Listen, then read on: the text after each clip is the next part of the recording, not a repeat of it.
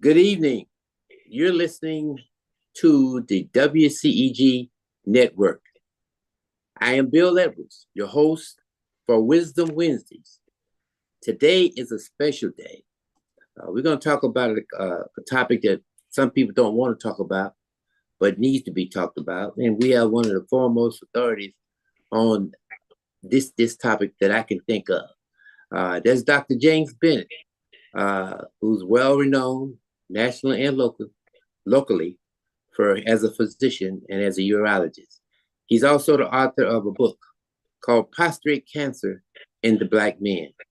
And that's something that really needs to be talked about. So we're here today. He's my doctor, by the way. And so I'm straight. Right. But Dr. Bennett, thank you so much for being on the show. Well, Ms. Edwards, I really appreciate it. I take it as an honor.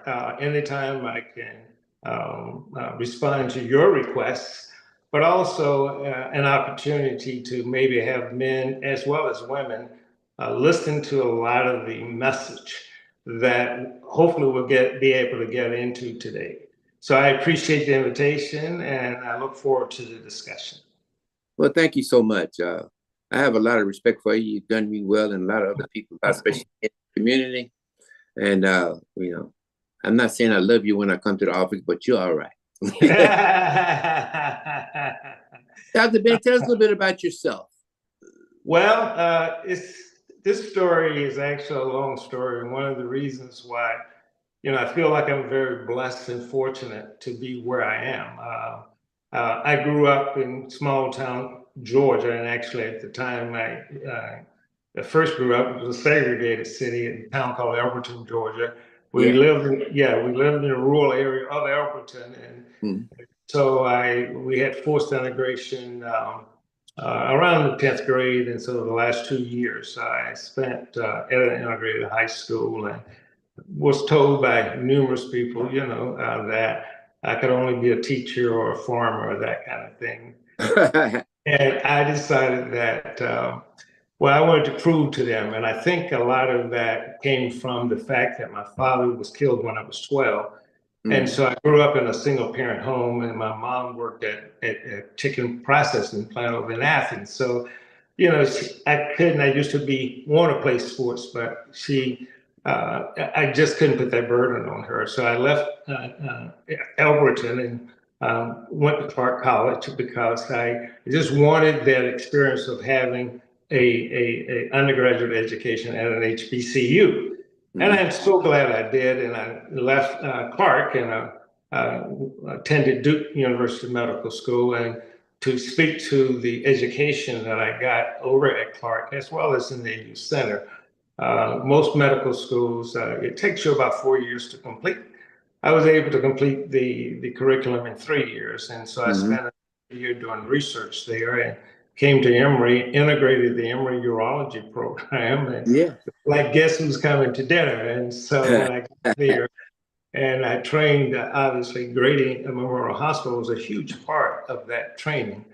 And as I strolled the halls at Grady, one of the things that stood out, again, remember that I'm the first Black resident at Emory University School of Medicine and Urology.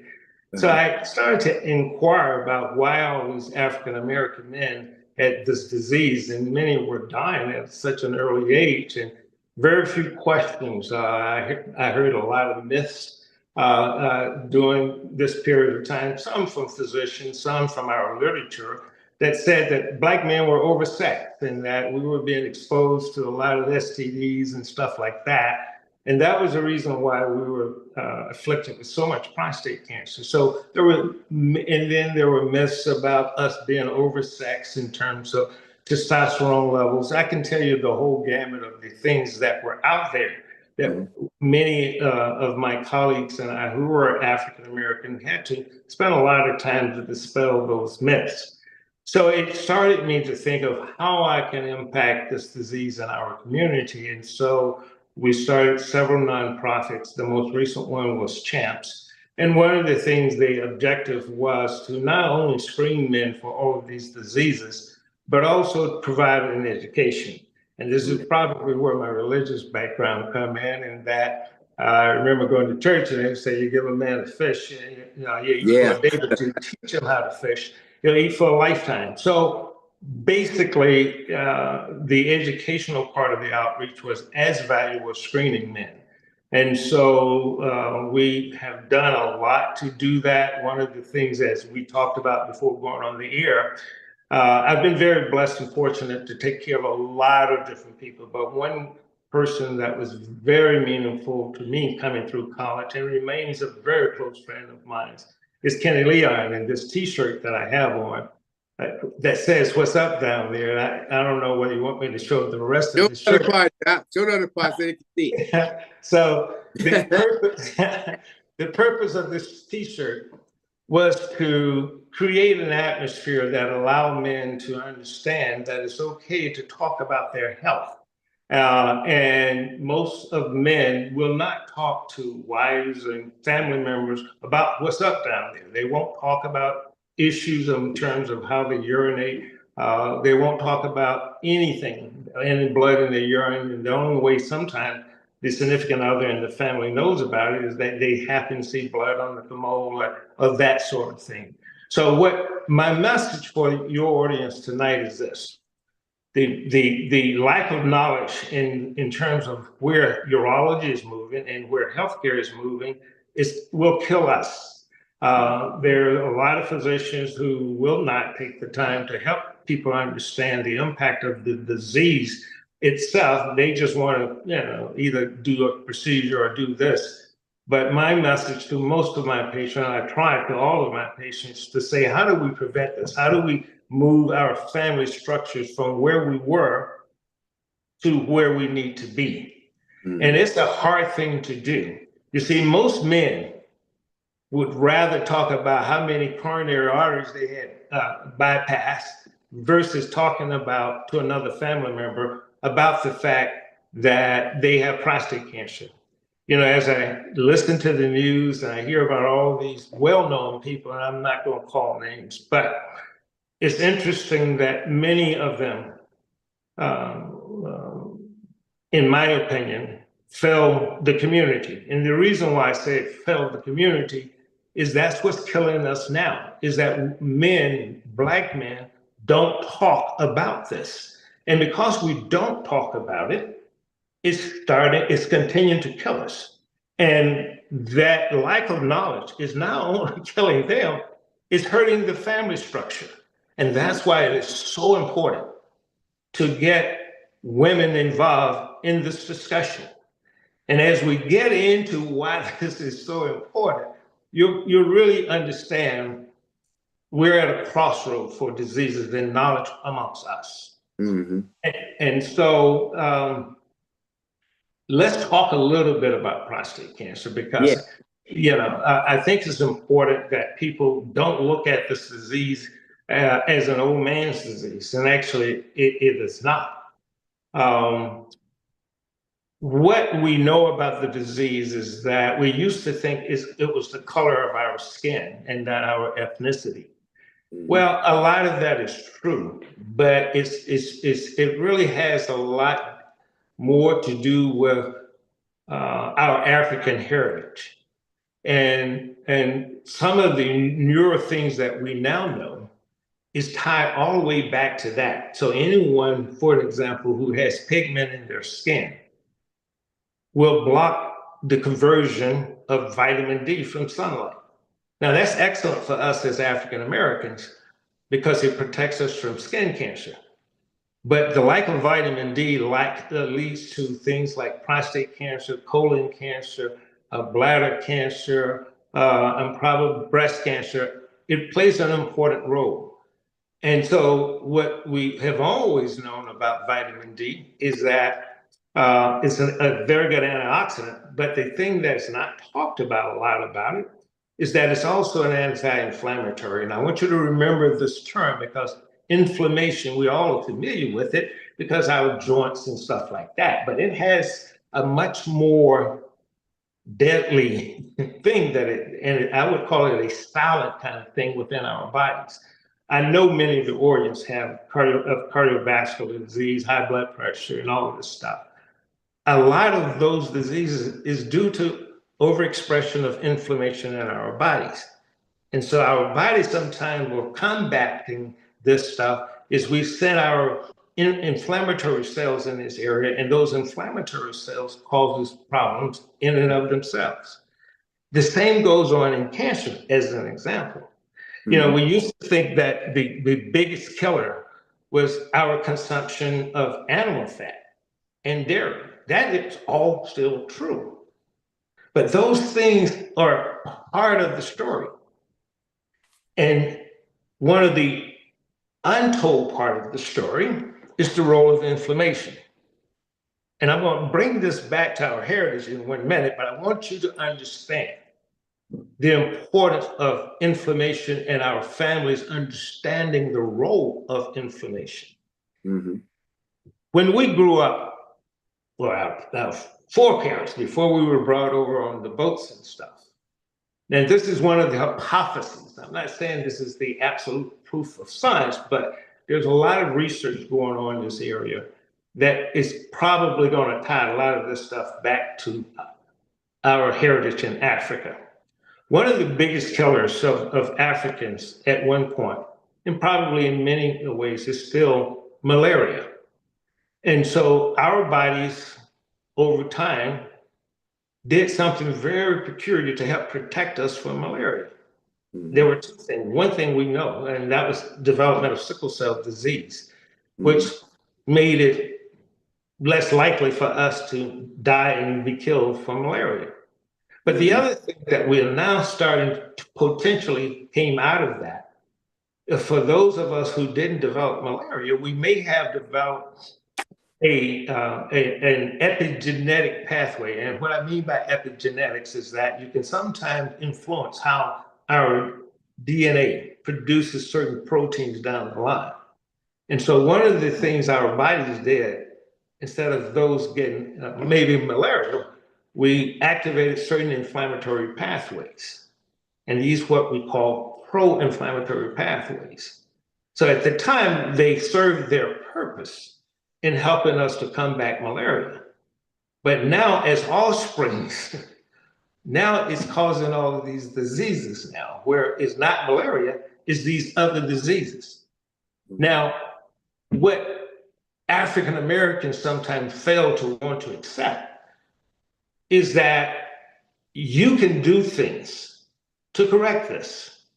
You can, but we don't want to make those hard sacrifices. You see, you're a religious man. I'm sure in your pulpit, the minister once said, how many of you want to go to heaven? Everybody's hands go up.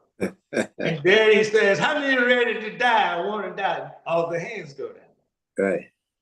Everybody wants good health, but no one wants to make the sacrifices for it. And those sacrifices will change your lifestyle.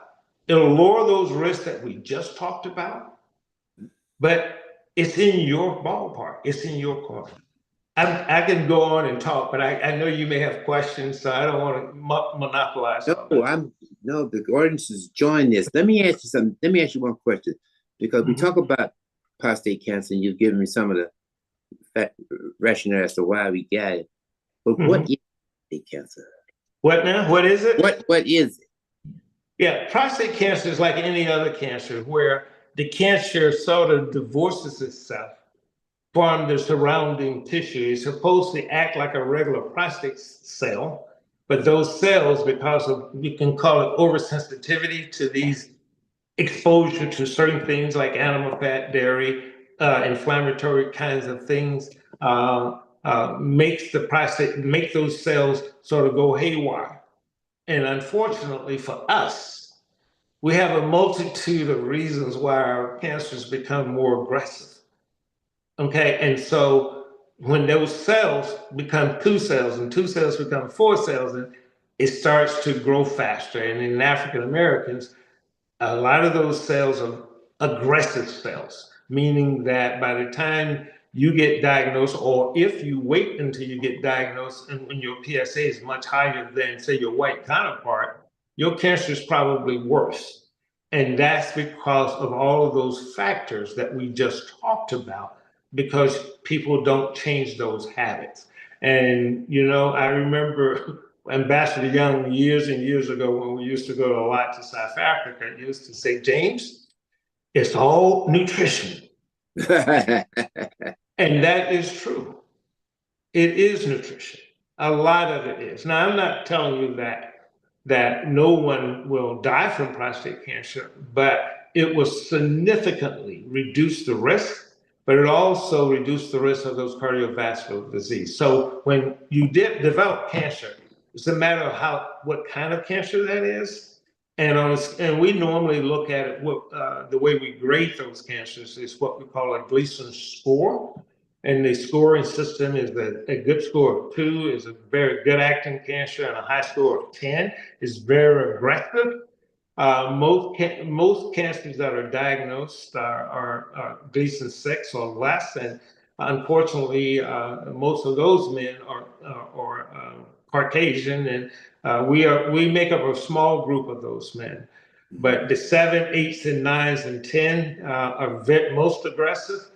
And we make up a large percentage of those men. And a lot of it is due to the things that we just talked about. The other thing is sometimes African Americans are not evaluated thoroughly in terms of getting as much information as possible. By getting as much information as possible, it opens up a lot of different avenues for you in terms of treatment options. You see, it's like, hiring a plumber that got one tool in his toolbox. A good plumber got a lot of tools. And you have to make sure patients understand how to use those tools and the pros and cons of using one tool versus the other. A key thing that has added to earlier detection is obviously the PSA, which is a blood test. We talked about that a little bit because that's a test that is basically a rough measure of your risk status. The normal lab cutoff is 4. But in most African American men that have a life expectancy of greater than 10 years and who are also interested in early detection, you probably want to use a lower PSA in the range of 2.5, and anything above that probably need to be discussed with the urologist. And at least for me, I tend to be a little bit more aggressive because of the number of men and the age of the men that I see. And in most cases, that cutoff has served me well over the number of decades that I've practiced. One of the newer kinds of modalities that we are now using, I've been very blessed and fortunate to work with corporate America to be able to get a MRI-based system that they work with me to be able to have one in our community here in Atlanta. So I'm the only office-based MRI system. I have that in my office. And what that allows is an ability to take the images and early findings, perhaps, of prostate cancer before it becomes diffuse throughout the prostate. And in a lot of those cases, we're able to find those cancers based upon certain enhancement criteria that they see on the MRI. And so when we decide how we're going to biopsy, this is the difference now, where we've moved from transrectal biopsies to more MRI guided biopsies. I'll give you a good reason why. If you want to go to, I always like to use Jamaica because it's one of my favorite islands, but if you want to go to Jamaica and all you had was an ability to know the longitude and the latitude, you can always go back to Jamaica in that exact spot. That's the way we're starting to do the prostate cancer diagnosis and then subsequent treatment. Because if I know the spot where your cancer is, and if you're fortunate enough to only have 1 or 2 spots, there's newer kinds of innovations now because it's always felt that we overtreat prostate cancer, and particularly if we can find it early enough. And what that allows is what we call focal ablations of these areas. In other words, instead of taking the whole prostate out or irradiating the whole pelvis with radiation. You can actually go in and with different types of modalities. You can either freeze it using cryotherapy. You can either use neurotechnologies where we use, it's called nanoknife, where we use electrical energies to destroy the cellular membranes that I mentioned earlier, where they sort of go haywire. You can go in and between electrodes, you run the electrical energy and it destroys that area. And so when you start doing neuro things like this, which you can provide to men and provide to our community, the ability to hopefully find these cancers early and to also enhance men's quality of life. You see, I'm a big advocate of not just longevity of life. I'm an advocate of quality of life. Yeah. I don't want to just live 15 years. I'll take lesser time if I know that lesser time is quality of life, whatever it is, you know. And so that is the way I look at my life. You know, patients always ask me, Doc, how long am I going to live? I said, man, I'm not God. I don't prepare you to die. I'm preparing you to live. Yeah. It's a matter of whether you want to listen or not. Yeah. And, you know, Doc, I got from a human standpoint, you know, because I was a man and I was a man, I'm still a man, but, but, you know, I was there, you know, you don't want to hear that. And then, when my doctor told me that I need to come and see you, you know, I was like, well, we're getting older. And it was like, I was terrified. I don't want to see you. I mean, you know, when I first walked in your office, I was like, oh, Lord. All right.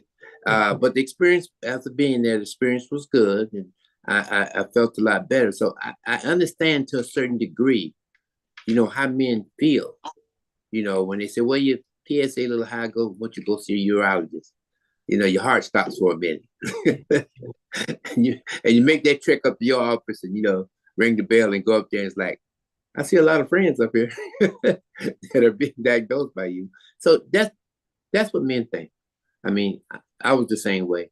I can come to you now, I don't have a problem, but you know, it's a hard thing to embrace when you first, because you don't know anything about PSA. What's a PSA? Where did that come from?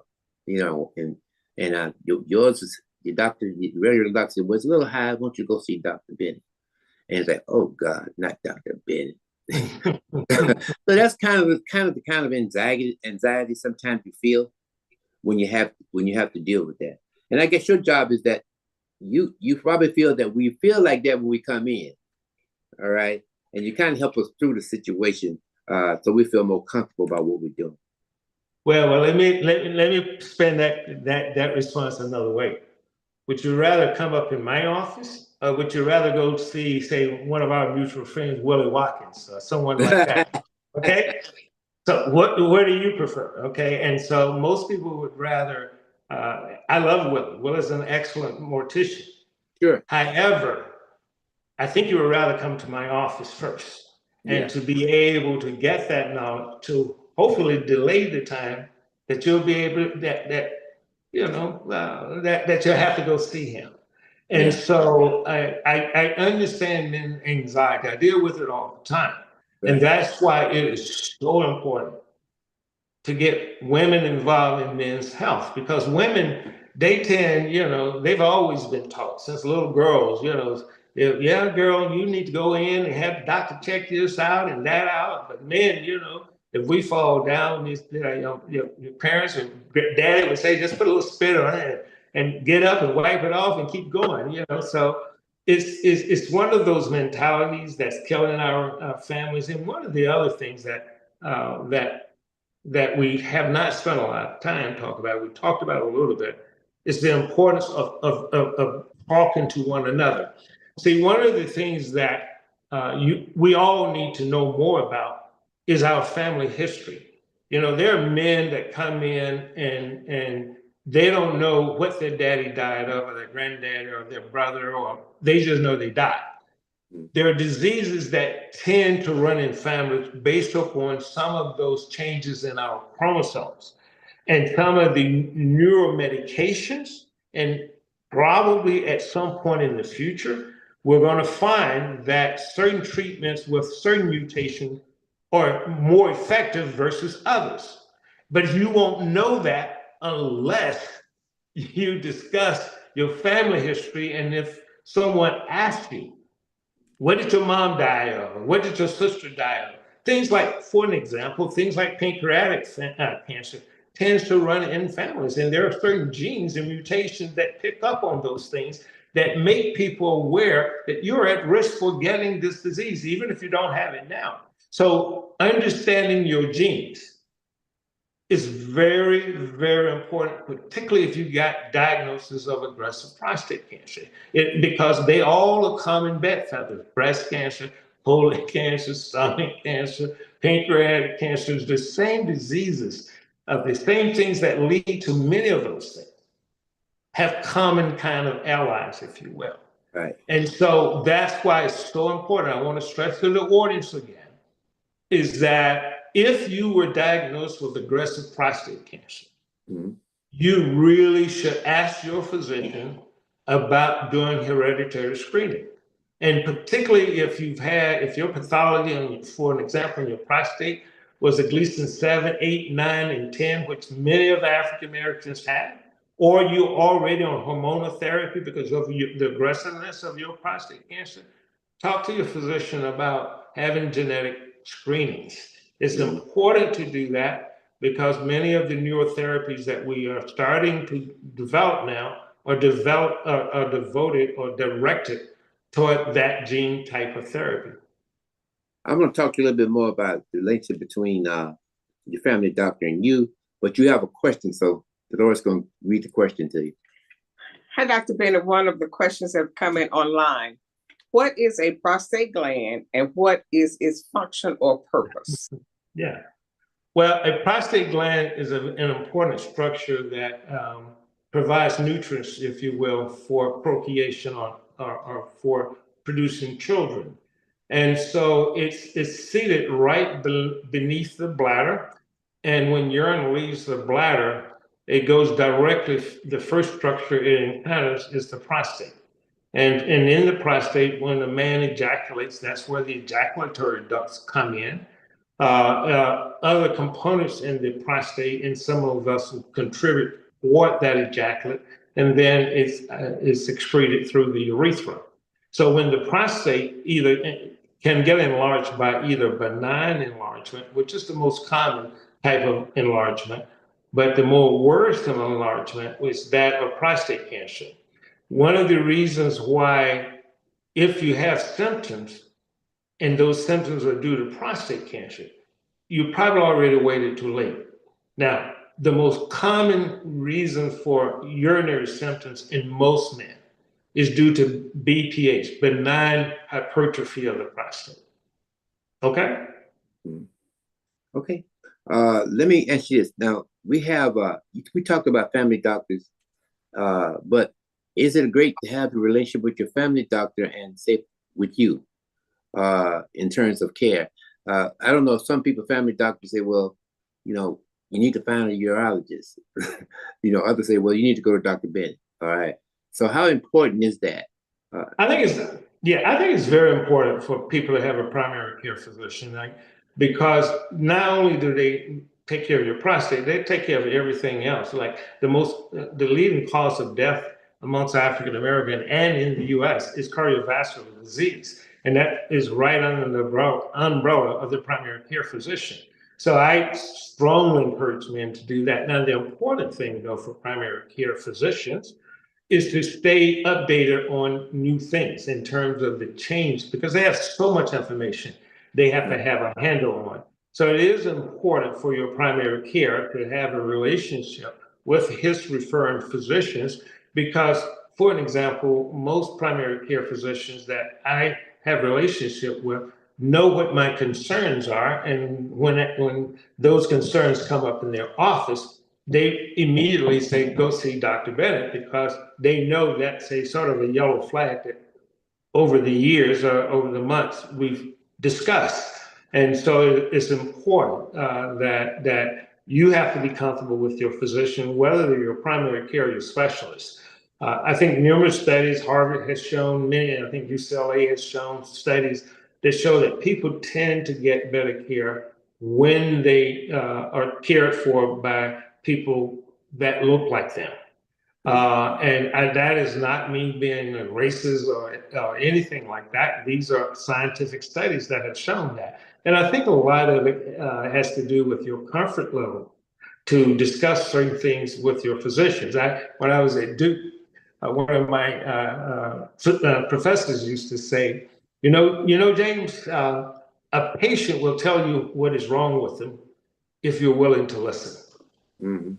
And that has resonated with me for a long time. And so I think it is important that you have that relationship. And I think that's a very good question, Mr. Edwards, that you asked, because I sometimes see horror stories now from people who didn't understand the treatments and didn't understand the disease itself. I always try to invite wives of men to come in with them, or daughters or children, or if there's a new diagnosis, if the wives are available, I have them get them on the phone and they can listen at least. Mm-hmm. Because two sets of ears is better than one set of ears. And generally when men come in, you give them information, and if that information is not pleasant for them to hear, they're like deer in front of a headlight. They don't hear anything else. If women were there in the office with daughters, you can immediately see, they help comfort them, but also they start to write notes and get a better understanding. So it is important, and just to sort of reinforce your point, this should be something that families should take at heart, particularly for these sorts of things. I have patients all the time say, "Well, doc, I don't want my family to know about this." I said, "What the heck are you talking about? They need to know about it." That sort of behavior. See, most people think prostate cancer started in the 40s, 50s, 60s, and 70s. Actually, 1 in 3 guys in their teenage years, 1 in 3, already have cancerous changes in the prostate. Now think about that. 1 in 3 African-American men, or men of any color, already have cancerous changes in the prostate. But what separates us is our diet, our genetics, our lack of vitamin D, all of those things. So those young teenagers grow through their 20s and 30s, not correcting any of that. And by the time they get to be 40s, 50s, and 60s, they got prostate cancer. So this is the message that is very difficult to get to the younger population. I remember doing some of the community outreach events and getting people like T.I. and others thinking that we'll get more younger men to hear this message. But I think sometimes the testosterone levels and the lack of family support in this forces them not to want to change. But every opportunity I have to speak to a younger Black man about this, I take advantage of it. But this is not going to be the only opportunity you're going to have with me, because I'm going to have you some other places too. So get ready. Listen, we got a question for you. I have 2 more questions that have come in. One is, how does inflammation impact the prostate? Well, it's inflammation affects the prostate in many ways, in that it let's see how I can best explain this in lay terms. The best way for me to explain it is this: is that it weakens certain components of the cell membrane and the genes within that cell. And by doing so, one of the questions that came up earlier is, why does a cell become cancerous? Well, one of the reasons why is because there are inhibitory things that sort of serves as brakes for the cell to stop it from multiplying too fast. That's the best way I can explain it. But inflammation destroys those brakes. And so the more of the destruction of those brakes, more and more cells sort of continue to do what they want to do. So the inflammation, then, the only way to stop that is by taking away the things that promote inflammation. Things like animal fat, dairy, processed food, being overweight, all of those smoking, all of those things take the brakes off of those cells. Or in your coronary arteries, the bodies try to respond to that inflammation by, again, thickening itself. Okay, and when it thickens itself, it cut off blood flow to either to your heart or to your kidneys or to your brain when you get strokes. That's how it works. So how do you combat this? Well, you combat it by doing things you can correct. I know it's hard and people don't want to hear this, but the closer you can get to being a vegan, I'm not saying you absolutely have to be a total vegan, but the closer you can get, the healthier you're going to be, because it stops that overexpression of inflammation. So when you cook those collard greens, don't cook them, till they're mushy and stuff. But if you do, drink the pot liquor, but don't season it with processed food or beef or pork, because that adds to the inflammation. So you have to think smart. See, the way I approach my diet right now, because I grew up eating the beef, the pork, because we're farmers, And so I decided, once I realized what was happening there, that I knew what things I needed to eat. So my first change in my diet was, what is good for me? That was the first cutoff. What is good for me? So once I figured out what was good for me, then the next level was, how do I make this taste good? Most of us right now, we use the other way. We say, what tastes good? Whether it's good for me or not. So you got to change that paradigm. You need to say, what's good for me and how can I make it taste good? So I'll use a good example. I don't eat as much grits now as I used to, but when I grew up, we put butter and all that stuff in it. But I knew butter now is not good for things like that. So what do I use for seasoning my grits? Oh, I use all kinds of stuff. One of the anti-inflammatories I use a lot more of now is garlic, fresh garlic. Mince that up, so it brings a unique taste to the grits. And if I maybe want to chop up some onions or some whatever, I learned how to make healthy grits if I'm going to eat grits. So you have to experiment and think about things that you like that taste good. That's how you change it. You're not going to change it overnight. But the beef and the pork, I would strongly encourage you, particularly the pork. And there's more and more information out there, that if you're going to eat, for an example, chicken, you eat as much organic chicken as you can, versus other chicken that's maybe not organic or been given antibiotics and stuff like that. You want to try to avoid a lot of that. Now, I know that a lot of people can afford a lot of this stuff, but I'm just saying that just use your common sense when it comes to the preparation of foods as well as the choice of your foods. Yeah. We have another question. Go ahead, Dora. Does the taboo of not discussing body anatomy impact not having conversations about prostate matters? Well, I think that's a mentality that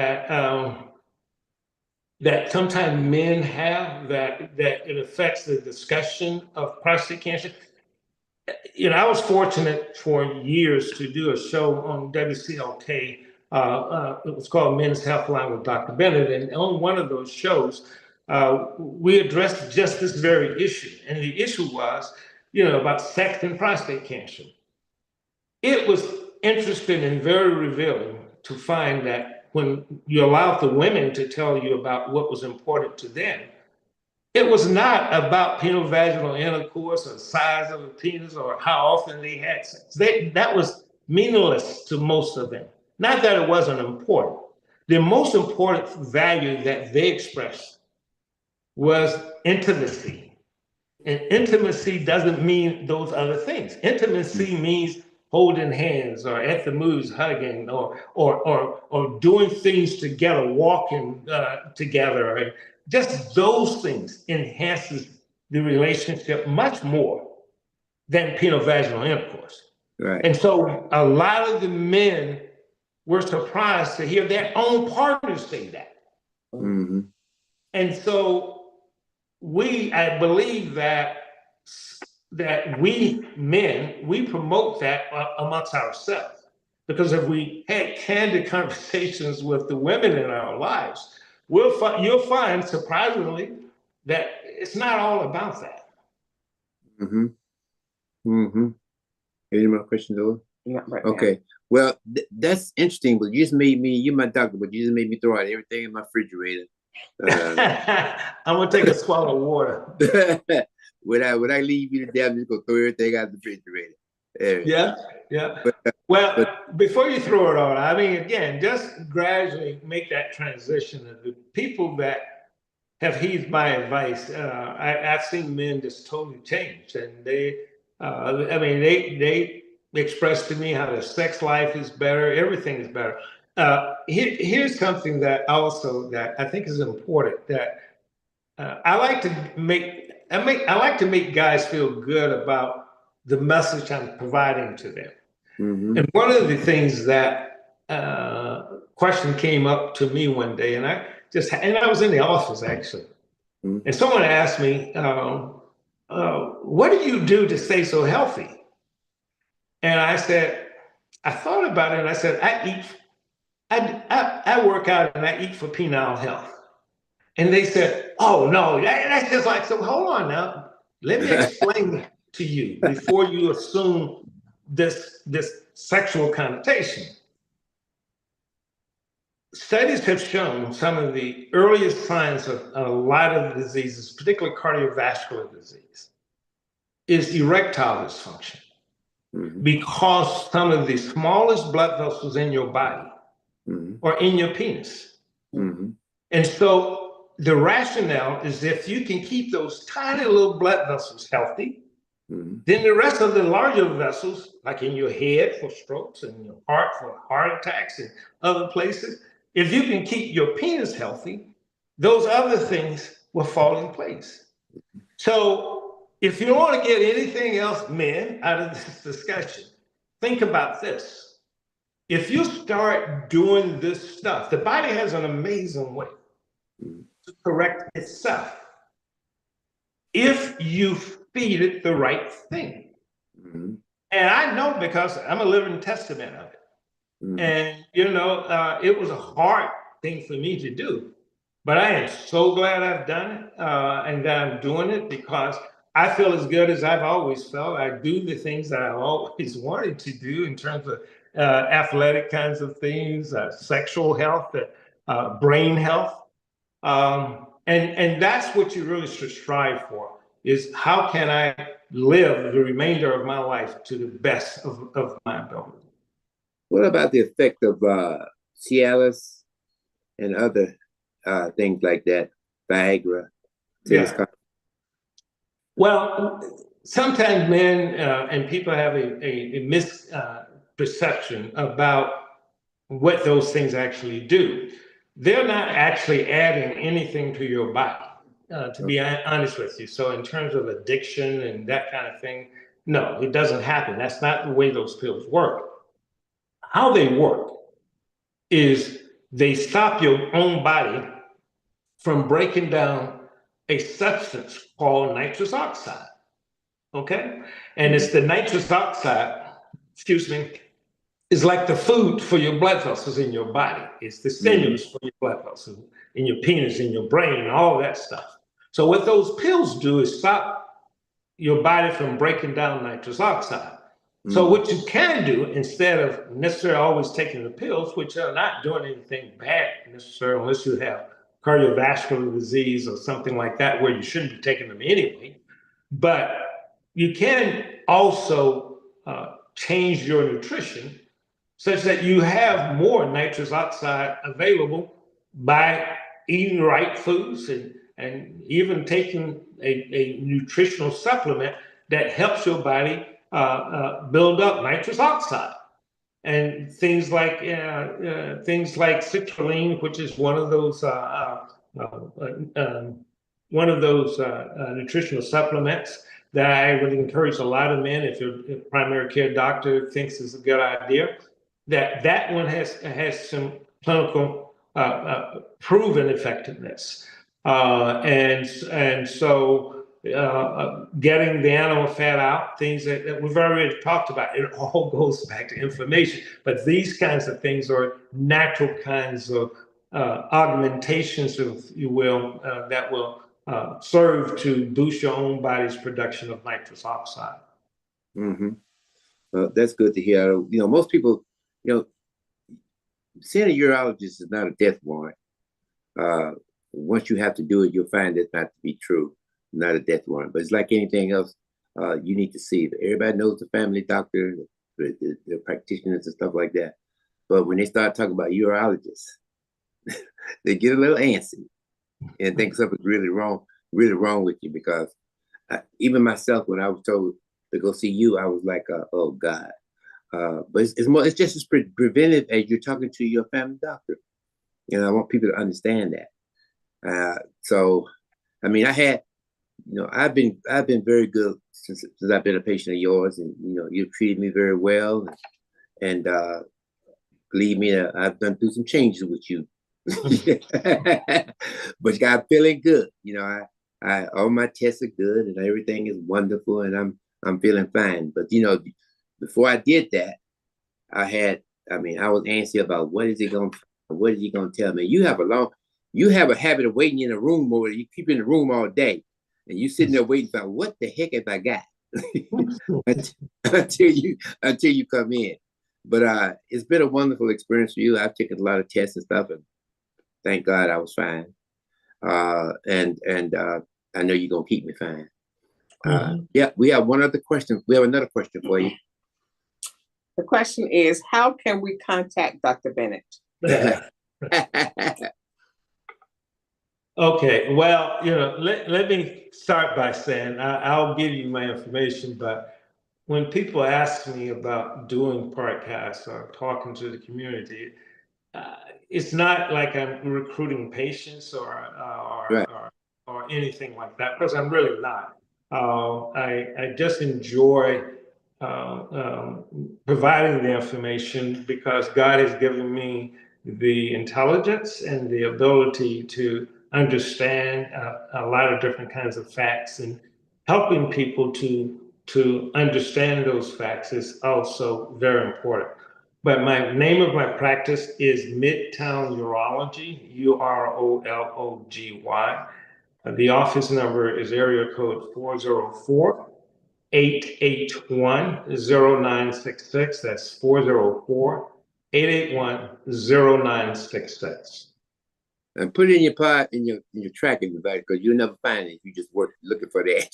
Yeah, you will. Come on. But it's 1924 Piedmont Road. Piedmont Road, not Piedmont Avenue, Piedmont Road, Atlanta, 30327. Yeah. Well, you have a great staff, and I think that's important to a doctor, don't you? Yeah. Yeah, I think it's very important. You know, we're very fortunate to have a Joint Commission accredited surgical center, which allows us to do many of the outpatient procedures right there in the office itself. The technologies, the MRI that I spoke about earlier, things like the nanoknife we have there. And, you know, I actually just had a patient today who said, "Doc, man, this is nice. You have a one-stop shop here." Our community really, we don't have these kinds of facilities. And I said, well, and when you hear patients like that say that, and you're talking to a country boy, that we only had one Black doctor in my community, and I think he was a huge role model for me and many other African Americans that came through Everton at the time. You know, and so it is important that you not only are visible in the community providing a service, but you also should be in the community dispensing knowledge and trying to improve the health of that community, because I think those things are very important. They go hand in hand. And I believe that there are a lot of physicians who don't necessarily approach our community in a similar manner. And they may have deep pockets and all kinds of things, but You want to make sure that they have you as the patient and your family unit at the highest esteem and appreciation, because it doesn't stop when you put down the knife. Actually, that's when the journey begins. We're vigilant about making sure patients that we check out patients' vitamin D, and if there are newer things, modalities that are available, we make sure that patients are enlightened about it. And you have a choice to do that or not. And I always tell patients, they ask me, Doc, can I get a second opinion? I say, look, you can get a second, third, fourth opinion. It doesn't matter to me, because when you're honest with people, there's nothing for you to hide. I may have my own bias and opinion about things, and usually when I discuss facts with people, if it's my bias, I'm going to tell you. I welcome patients to come in, so I appreciate the person who asked for my contact information. Okay, here's another question for you. I think they're quite interested in you, Dr. Bennett. They say you gave your story on education, on your educational background and your life history, but why did you choose urology? Well, that's a sort of a long story in many ways, in that when my father was killed when I was 12, because my grandpop was very fortunate to have a sawmill, and was one of the only people, black employers in Georgia, that had about 20, 30 black employees, but one of those employees was my father. And unfortunately, he was killed during a logging accident. So when I left Elberton, I said I never wanted to do that. I wanted to be a doctor. So I left medical school, or at least left part, going to Duke, thinking I was going to do primary care. But once I got there, I quickly realized that primary care was needed, but my biggest need was in the area of urology. And the other valuable thing about urology is that there are very few emergencies. I remember being at Duke, and I was going to do cardiology, and then I remember getting called at 3 in the morning to go to the ER, and somebody had chest pain. It turned out it was indigestion. It was not even a heart disease. So I said, no, I don't want to do that. But urology was always interesting to me, because it involved men. But it also involves women too, because the cancer part of it, we deal with the reproductive tract in men, but both the we deal with the reproductive and urinary tract in men, but the urinary tract in females. So it was a nice compilation of a diverse type of patients.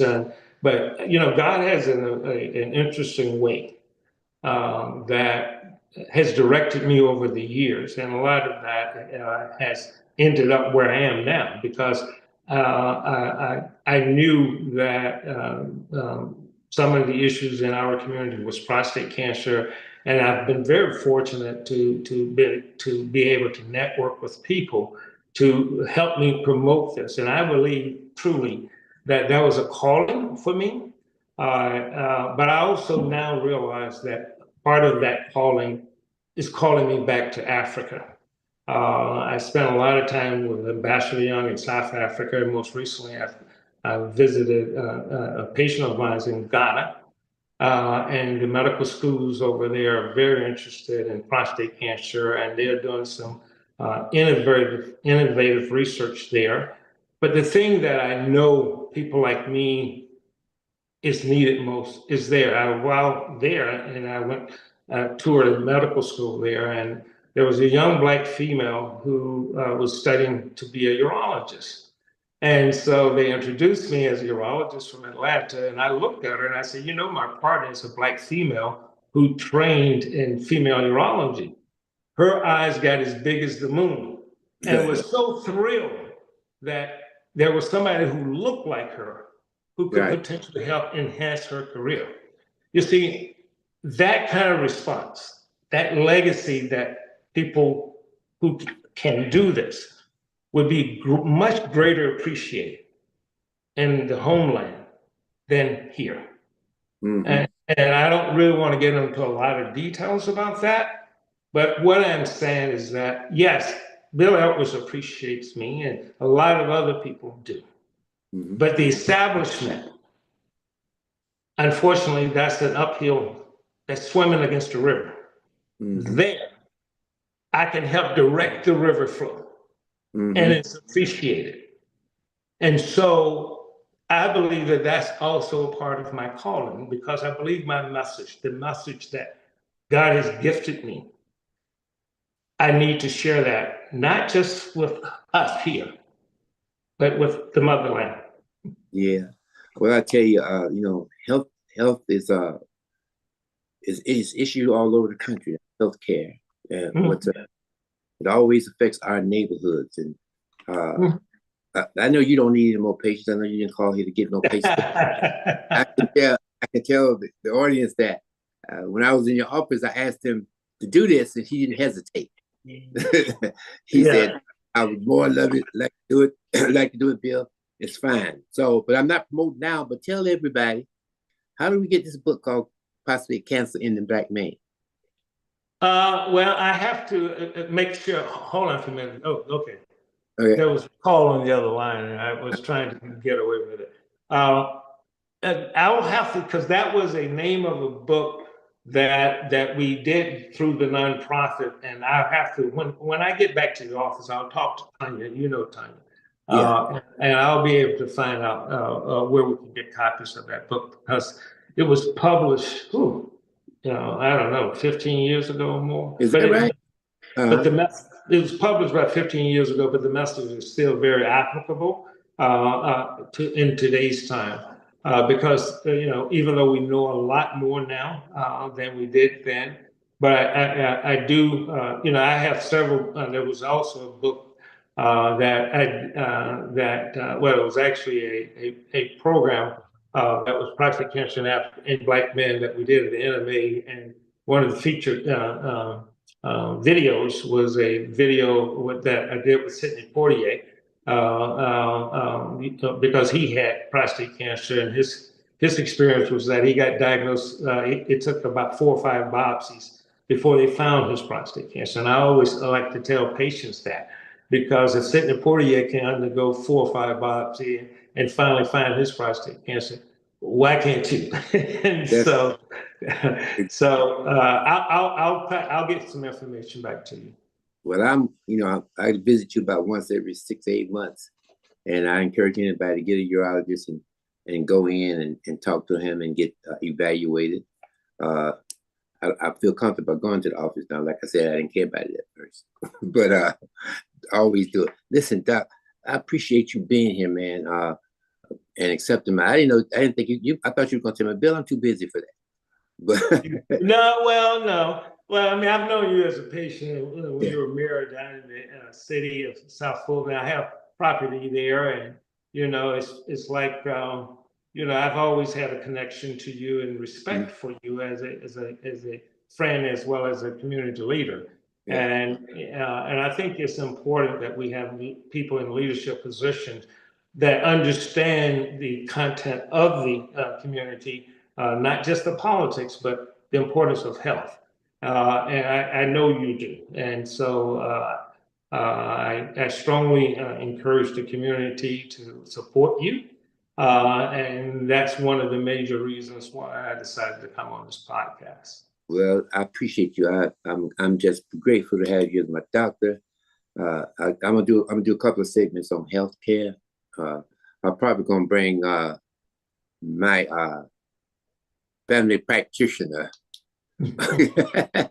on to talk about some other things, Miller Collier, and talk about some other things. And I know you and Miller have a great relationship, so to speak. So, but once again, thank you so much. And I tell you, I did kind of hint to you about this, but at some point in time, not now, I know you're busy, but at some point in time, I'd like to have you out on a community audience, okay, to talk about. You had an hour with us today, but I know there's so much you could have said that I would love to have you come out sometime, and when your schedule permits, to talk to the community, maybe at a church setting or whatever the case may be, and talk to them about this valuable subject. Because, I asked, why do entertainers like OJ and others when when did they get diagnosed? And why did they go to the, you know, they got money, man. I mean, why you ain't know? So Exactly. those questions always come up. But thank you for your time, man. I really appreciate you, Doc. And I'll probably see you in 4 months. Okay. Don't be afraid. Don't be afraid. I ain't afraid no more. I see you in about 4 months. What? They have I talk to young people all the time because of things like you, because of my experiences with you and others. I talk to all kinds of young men about how they getting themselves checked and all this kind of stuff. And it's amazing how many that you find that happen as early as 60, as old as 60 or 70 years old, still haven't done anything. Right. Well, Doc, do you have any closing comments for us today? No, my closing comment is that it's not too late to eat healthy. And for those Christians that don't believe the importance of eating healthy, read the Old Testament, and I believe it's 13th chapter of Corinthians, but I could be wrong about the verse. But it talks about your body is God's temple, and that when you obviously do sins and eating this bad food, you're committing a sin against God's temple. So for those Christians that want to be Christian or godly like or Jesus like, then that should be a stimulus for you to not do harm to God's temple. Good. Well, thank you once again, Doc. We appreciate you. Thank you for all right, that. man. And again, thank you so much. All right, man. Y'all have a blessed one, okay? All right, then. All right, bye-bye now. All right. Well, what an interesting conversation today with the doctor, and I hope that you got something out of this, and the urgency of you men, especially getting checked for prostate cancer. Is very, very important that you do so. We're the Worldwide Community Empowerment Group, where we speak life into the community. You can see us or hear from us on Smart TV, Roku, YouTube, the Worldwide Net, and LinkedIn, or WCEG Network. We want to thank Doc again for being here today. He didn't have to do it, but he did. And to remind you that the topics are those of the show hosts and guests, and not WCEG Network. I want to thank you for your continued support. And as always, when all you're getting, please get an understanding. Thank you, ladies.